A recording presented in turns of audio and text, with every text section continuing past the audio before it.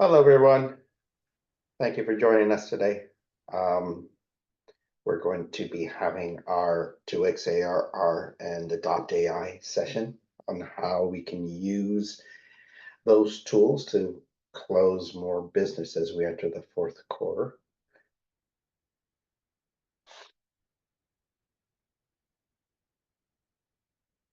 Now, so we've got Peter and Audrey. All right, guys.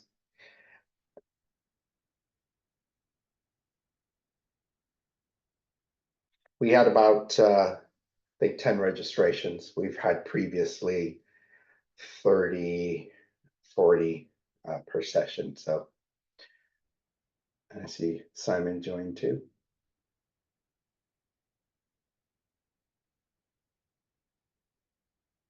We'll give it another minute. Otherwise, we're just going to present to you guys.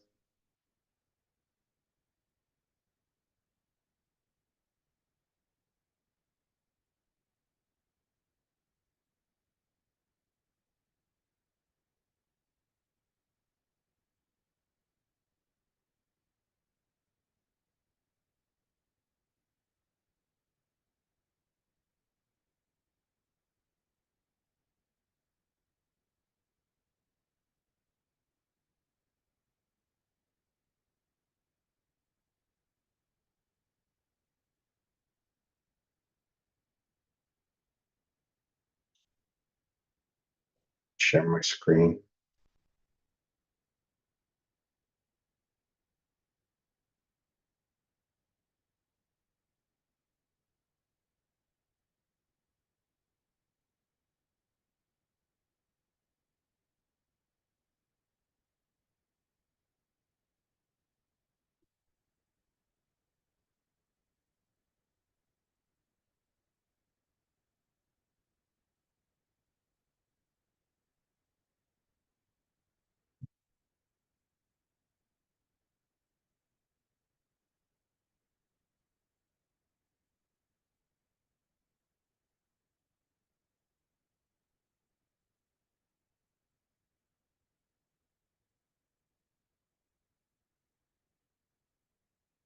All right, we'll just give it another minute or so before we kick off and start our session today on how to close more business in the fourth quarter with some of the mass tech tools and promotions, which are 2x ARR and Adopt.AI.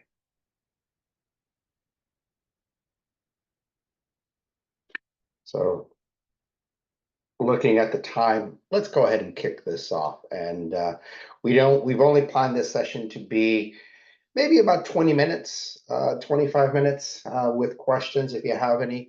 More than anything, we want to be respectful of your time, but also know that you've got a lot going on in the fourth quarter. So before I jump into what these promotions and tools are about, let me just tell you a little bit about MassTech first, so you have a better understanding of MassTech in case you haven't worked with us in the past. We're a company that's been around 40 years, and the Oracle division has been around 17 years or so, and that came through an acquisition of a company called Evasys, which you may be more familiar with, and that happened about 4 or 5 years ago now. So we're fully assimilated, but we have a lot of the same great people. And that's what I tell my customers. A lot of the same great people, but we have more offerings now. So as a company in the Oracle division, we have well over 1,400 cloud customers globally. And we are approaching about 6,000 or so employees globally, and close to half of those are Oracle-focused employees, and which are dedicated to Oracle in their implementations and support services. And you'll also see the amount of within each pillar of what we've done along those lines. So well over 350 in ERP and 900 or so in HCM and the other pillars. And as our division is focused strictly in Oracle, we continue to reinvest. So we have numerous PaaS solutions that we've created to address certain gaps and within the Oracle Fusion software, but more so than anything, they're there to let customers know we understand your industry and we're able to cover some of those. So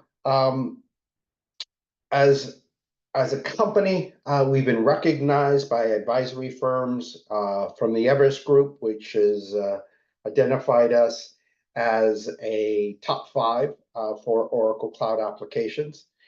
And then within the Gartner Magic Quadrant, which everybody knows, they've classified us in the niche player, and we're top of the niche player. And those are the 19 top partners for Oracle services globally. And of the 19, we're top in our quadrant, as I said, and they've given us the niche player recognition because we're Oracle only on the back end. Oracle only. And this is from what Oracle tells us about 25,000 partners globally. So we are actually pretty proud of that distinction.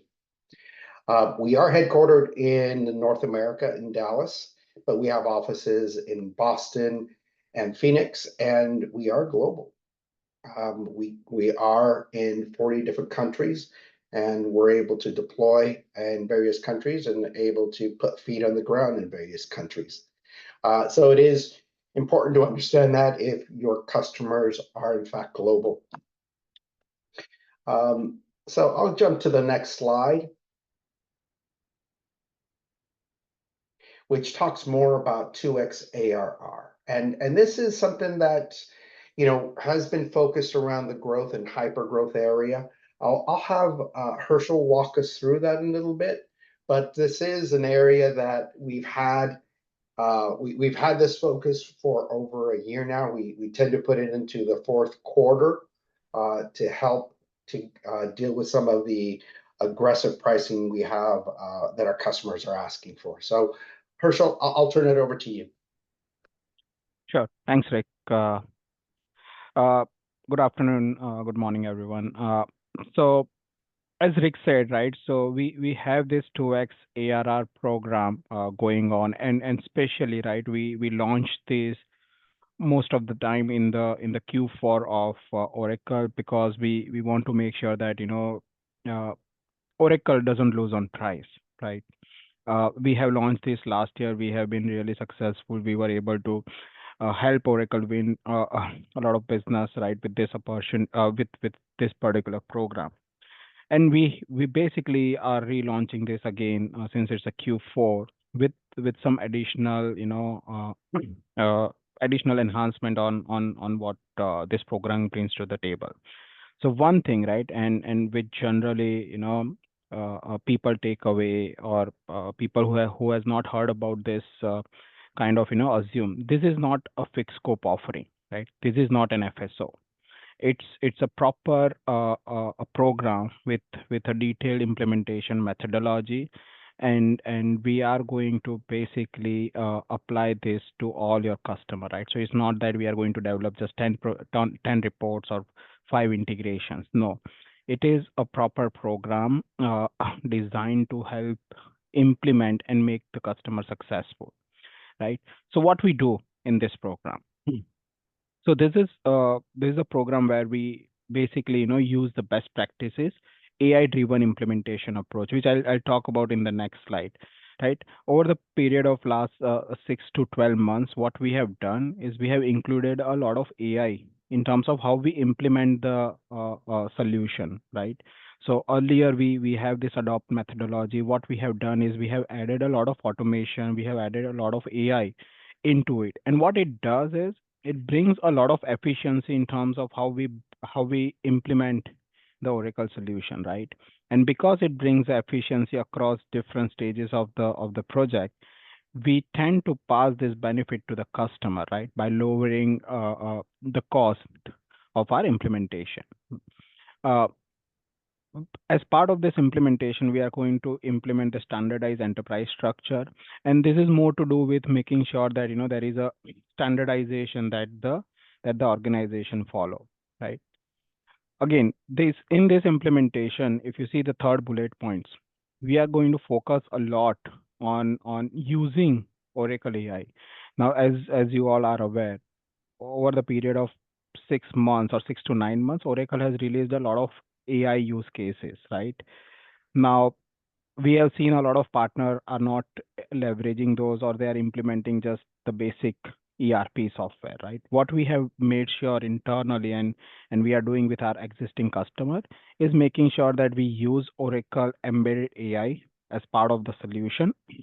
And then we are also giving them the one custom AI use case, right? So sometimes if they have a use case which is beyond Oracle application, we are also implementing that. So that way we are making sure that get themselves exposed to the AI side of the world, right? Again, then there are some standard stuff around data migration that we will do, and the key user training, right? So as you see here, we are not restricting our scope. We are making sure that we deliver what customer needs, rather than what in this price this is your fixed scope offering. No, that's not what we are doing. Also, one thing which we have changed with this, so earlier, so when we launched this last year, it was very specifically applicable for only single pillar deals, right? So let's say if there is a finance and procurement deal, then this is applicable. If there is HCM and payroll deal, then this is applicable. But this year, because we are able to leverage AI for our efficiency, we are also making this applicable for the multi-pillar deals, right? So if you have a customer who is going for ERP, HCM, EPM, then also this 2x ARR offer is available, right? Now I'll take a pause. I'll see if there is any question. And So I'll just jump in here too. And this is really, really important to understand is this model does not get to a 2x ARR because we're using B players or we're doing 100% offshore. Absolutely not. We're still using our top solution architects. And they're onshore, and we're able to offer this pricing because of the Adopt.AI, because we're driving efficiencies through that, and efficiencies that save 15 to 20% of the efforts that are put in. So we're able to then pass that savings on to customers. So don't think, and this is something that came from Oracle when we presented this, and we presented this at the highest level, and the VP of Alliance has said to us, he said, a lot of other partners are offering these type of low cost solutions, but you're not, and they're doing that because they're new into the Oracle space and they want to buy the business. And they're also doing it because they're offering 100% offshore. He says, that's not the case with Mastech. You guys help us close the deals. You guys bring industry experts to the engagements and provide a lot of these solutionings that we may not have, that extend to our customers and help to close the deal. So, and the references. So we're going to bring references to the case to the customer as well. So I think it's really important to understand this isn't about low cost, cheaper resources. This is actually about using hyper efficiencies through AI, and also taking advantage of all the 1,400 or so implementations that we've had, that we've created these accelerators. So I think everybody should understand that. Now, happy to answer any questions. I think there's a couple here. So growth and hyper growth. So growth accounts are more so directed towards the customers under that 750 million. Now, with that said, actually the upmarket teams we've been engaged with, as a matter of fact, we're working on a couple of HCM engagements where they are very price sensitive and they're upmarket, and we're using this approach as well. So that's how we define the hyper growth and the growth, is that 750 million and below. Oftentimes when you're in the upmarket space, there's the price nearly isn't as much as an issue as it is oftentimes in the growth areas. Okay, so Harshman, you can carry on. We can talk a little bit about well, actually I wanted to talk about this, actually, is the use case we have for 2x ARR. So this is a customer that we presented 2x ARR to last year. And this was a real important one to understand is we were going against Workday. The CHRO wanted Workday because it's the name that's out there that everybody's looking at. And this was a single pillar deal. So if you're at Oracle, you know single pillar deals in HCM are difficult. Now, on the plus side, we had a CIO that was pro Oracle because they had JD Edwards. They have JD Edwards. And their long-term goals are to get off JD Edwards in 3-4 years and move to cloud. But still had the problem with the CHRO pushing towards Workday. So we went in, we built our case, let them know that we were able to deploy in various countries. As a matter of fact, this project kicked off in our offices in London because 3/4 of their staff are based in Eastern Europe, even though their headquarter offices are in Southern California. So that was a big plus. But we got to in discussions with them, talked to the Oracle rep, talked to the CIO, and they said, you have to be at this price to compete with Oracle. I mean, to compete with Workday, and that was about 2x ARR. And we brought that in, applied a lot of the same accelerators, and they're now live and they're referenceable. So everything went according to plan on this, and now they're looking at bringing Redwood on and taking advantage of a lot of the AI features. And we're also looking at presenting some of our AI features to them as well. Okay. Now we'll talk a little bit about the Adopt.AI and our approach to implementing through using some of the functionality in AI. Yeah, thanks, Rick. So as I talked about, right, our methodologies. Our methodology is called Adopt. And as you see, this is like a full-blown implementation methodology, right? So we are not cutting the corners to save the cost, as Rick highlighted. What we have done is, right, so each of this phase has certain deliverables or certain work product that we use, right? So in the absence of AI, right, the general approach is go back to the repository, basically, get the data, revise that, and then work with the architects, create that, which takes a lot of time, right? Probably it could take a week to 2 weeks just to kind of prepare for the sessions.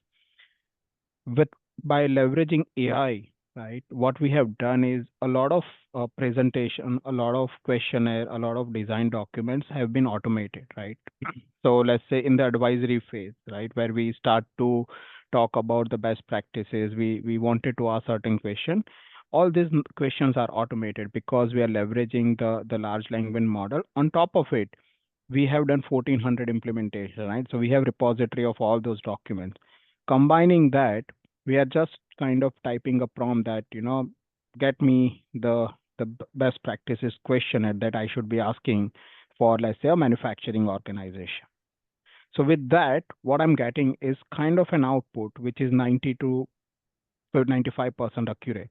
So that way, the time of a week or two that I used to take is now reduced to probably a few minutes. And then I might spend another 4 hours to kind of refine those questionnaires. And that's it. My work product is ready. And I would have the best outcome because, I have used a lot of automated content. At the same time, it will have an industry flavor, right? So this is just one example. As you see, this is our release one. We are already in release 2, right? But we are using this a pilot. All this blue work product or deliverable, whatever you want to call it, are already automated. So our team is actually using this in the project that we are running right now, right? Key user training, solution design document, a lot of time, right? We get a lot of policy document from the customer, which we have to go through, specifically around payroll, specifically around expenses. What we have been able to do is kind of upload this document and get the summary out of it, right? So that way we can kind of create those rules and basically configure. Similarly, we have been able to use a lot of AI for the report development, to develop the fast formulas that we write in the payroll, right?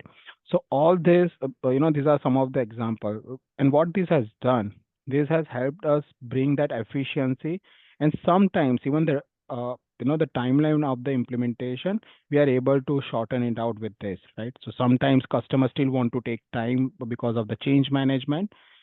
In that case, we can pass on the efficiency. But sometimes, let's say if the customer is wanting to do a lot of things aggressively and reduce the timeline, we have been able to do that as well, right? So again, this is the first release what I'm showing you. We already have another release where we have automated a lot of component, which you see here in orange and gray. And then apart from this, right, we have also created a lot of AI enablement use cases, right, which is beyond the methodology, right? So how you are going to use AI within Oracle? Apart from this, what are different use cases that you can use within AI? So we have created a use case on period and close. And what we will do is we will send out some of the collateral along with this. And what it does is it also gives you the gives customer an idea that post go live, this is going to use AI, right? This is how it is going to help us reduce probably timeline that it takes to, close probably 5-7 days to close the period. Probably you'll be able to close it in 1 or 2 days, right? So again, the entire 2x ARR is designed on how we leverage AI as part of our implementation methodology, and again use that in the implementation. So with that, I'll pause and see if there is any question. Okay. No questions yet. Now, and again, this is what this is the efficiencies that we're driving for. And, there's going to be various iterations as we move forward, especially on the advisory side of this, because the Adopt is an acronym standing for Advisory, Design, Orchestrate, Prepare, and Translate. So what we're going to do in the advisory side in the next iterations, we'll be working with our customers during the implementation on how they can optimize their organization as well, where they can use AI to lower the number of headcount, so they can place people in other important areas of the company. So CFOs are looking forward to ways of taking advantage of some of that through some of their operational efficiencies. So that's one of the next iterations, and that's something that we'll take to customers as we roll that out. We intend to enhance on this, but also and more so, and this is something I want you to take away, is everybody is looking at AI, and there's going to be a lot coming from Oracle that's native. We're offering, and Herschel mentioned this, and I want to make sure everybody understands that we're offering one free use case to implement, that they could, while we're going through, it could be designed at some point. I mean, it could be identified at some point during the design phase, but we are offering that to the customer as well. Okay, so we've got a couple more slides where we talk through some of the AI that we've developed. Like I said, there's things coming from Oracle, but we have a few more. I'll just run through them really quick as to what each of them do. So we have FinMate that provides the financial insights. And we're able to do this at the CFO and leadership level, so they can get immediate insights using some of the AI agents to look at trends within the organization, and just because they need to make decisions faster. So this is what we've developed for some of our customers. We have some use cases here that we can go through, but again, we'll be sending this out. I promised you a short conversation here of about 20 minutes or so, and we're coming up to that time. So if there are any questions, please throw them into chat or unmute yourself. But I'll just, continue showing some of the others.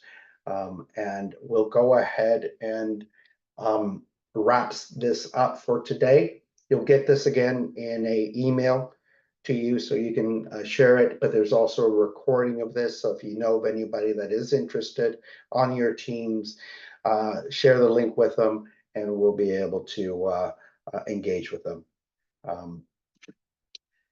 Let's see here. We've got one more. We got one in the chat. Okay. All righty. Thank you all. I appreciate that. Have a good day.